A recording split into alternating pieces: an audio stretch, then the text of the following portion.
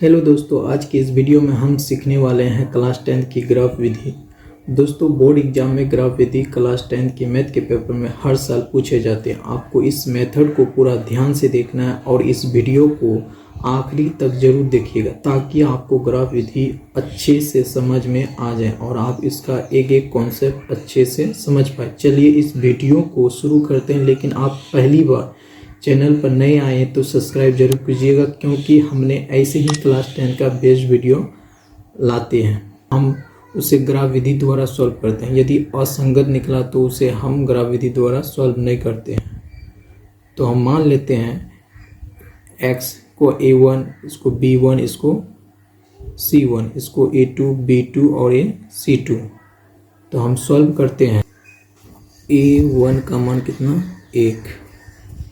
अब b1 का मान कितना है, 3 है, प्लस में 3 है। और c1 का मान कितना, तो 6 है। तो उसी तरह हम a2 का भी मान a2 का मान कितना, 2। और c2 का मान कितना, b2 का मान कितना, यहाँ आगे में क्या है, माइनस है, तो -3 लिखेंगे। और c2 का मान कितना, 12।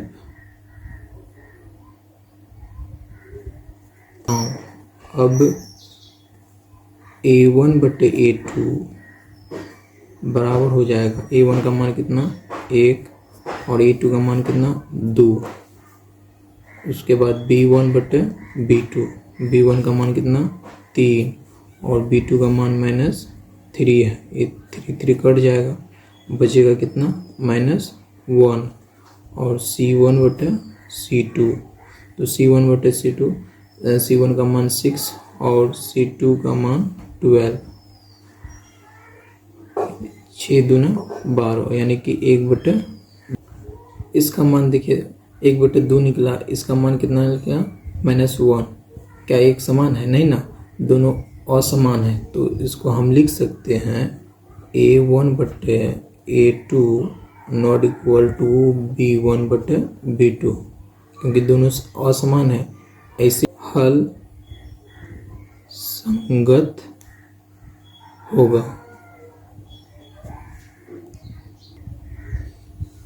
तो संगत निकला तो उसको हम ग्राफ विधि द्वारा सॉल्व करते हैं। यहाँ से हम लिखेंगे फ्रॉम 1,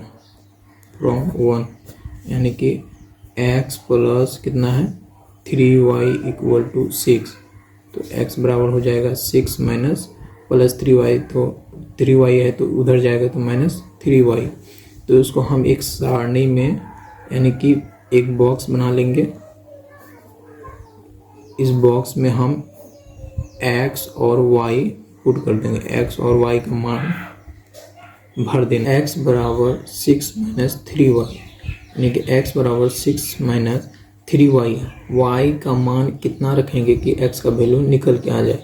तो y का मान, तो हम पहले 0 से स्टार्ट करते हैं, 3 गुना 0 करेंगे। तो x बराबर 6 माइनस 3 गुना 0 करेंगे 0, तो x बराबर हो जाएगा 6 माइनस 0 हो गया तो 6, यानी कि y का मान 0 रखे तो x का मान कितना निकला, 6 निकल के आ गया। तो उसी तरह हम फिर लिखेंगे x बराबर 6 माइनस 3y, यानी कि x बराबर 6 माइनस 3। अब 0 तो हो गया। अब y की जगह में हम 1 रख के देखते हैं। तो x बराबर 6 माइनस 3 गुना 1 करेंगे तो 3, तो x बराबर हो जाएगा 6 में 3 गया 3। तो y का मान 1 रखे तो x का वैल्यू कितना निकला, 3। समीकरण 1 मेरा सॉल्व हो गया। 2 फ्रॉम 2 कितना समीकरण दिया हुआ है, 2x minus 3y equal to 12, यानी कि 2x बराबर हो जाएगा 12 माइनस 3y है तो उधर जाएगा तो प्लस 3y। तो x का वैल्यू निकल गया, x बराबर हो जाएगा 12 प्लस 3y। ये 2 है, ये 2 कहाँ जाएगा, नीचे। अब इसको भी हम एक बॉक्स में ले लेते हैं, एक सारणी में ले लेते हैं। x बराबर 12 प्लस 3y इक्वल टू 2, यानी कि 12 प्लस 3, y के जगह हम कितना लिखें, तो y के जगह हम 0 रख देते हैं बटे 2, यानी कि 12 प्लस 3 गुना 0 बटे 2, यानी कि 12 बटे 2 हो जाएगा, 2 6 का 12, x का वैल्यू मेरा कितना निकला 6। तो y का मान कितना रखने पर, 0 रखने पर x का वैल्यू कितना निकला 6। उसी तरह फिर करेंगे 12 प्लस 3y बटे 2, यानी कि 12 प्लस 3, अब y के जो हम कितना रख देते हैं -2 रख देते हैं बटे 2, यानी कि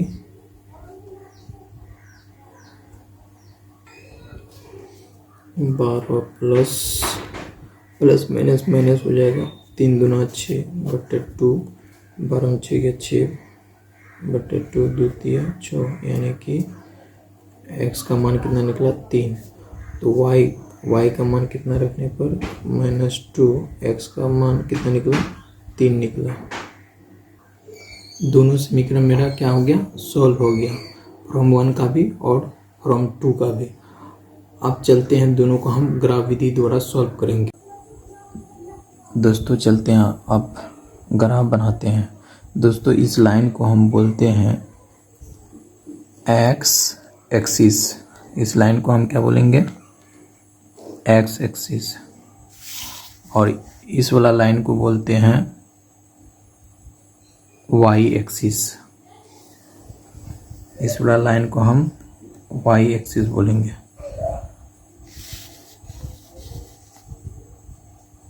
यहाँ पर एरो का चिन्ह दे देना और यहाँ पर भी एरो का भी चिन्ह दे दीजिएगा, यहाँ पर भी एरो का चिन्ह दे दीजिएगा।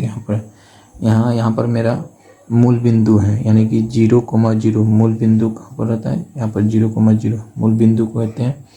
इधर वाला जो इधर वाला पार्ट होता है, यानी कि x, इस वाला लाइन को x एक्सिस और इस वाला लाइन को y एक्सिस।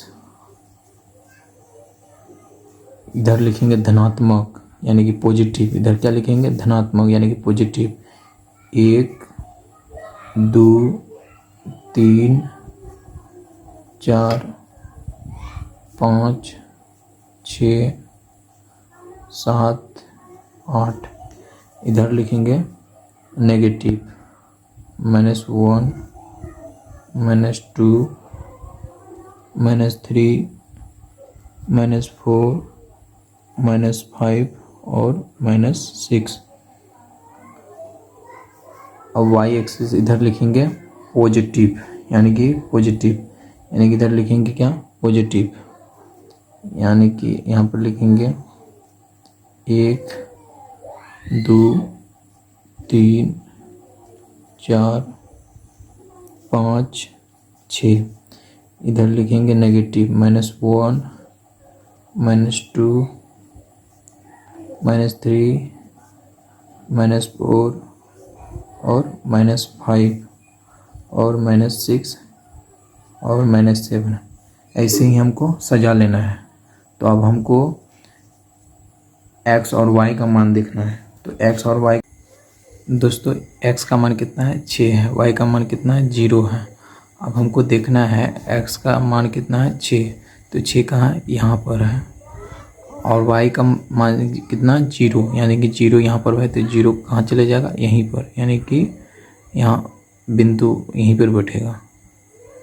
तो ऐसे ही हम घेरा लगा देंगे। तो अब दूसरा तो चेक करना, x का मान कितना है 3 और y का मान कितना है 1। तो x का मान 3 और 1, तो x का मान 3 और y का मान 1, तो मूल बिंदु कहाँ बैठेगा यहाँ पर बैठेगा, यानी कि बिंदु कहाँ पर बैठेगा यहाँ पर। इस बिंदु को हम क्या कर लेना है मिलान कर देना है, इस बिंदु को जोड़ देना है। ऐसे ही हमको मिलान कर देना है। मिलान करने के बाद देखिए दोस्तों, फिर दूसरा समीकरण में दिया हुआ है x का मान कितना है 6 और y का मान 0, तो x का मान 6 हो गया, y का मान 0 यहीं पर हो जाएगा। और फिर x का मान 3 और y का मान -2, x का मान यहाँ पर 3 और y का मान कितना 2 है, तो x का मान 2 यहाँ पर, y का मान 2 यहीं पर चले आएगा। यहाँ पर बिंदु कर देना है, तो इसको क्या कर देना है अब मिलान, इसको क्या कर देना है मिलान कर देना है।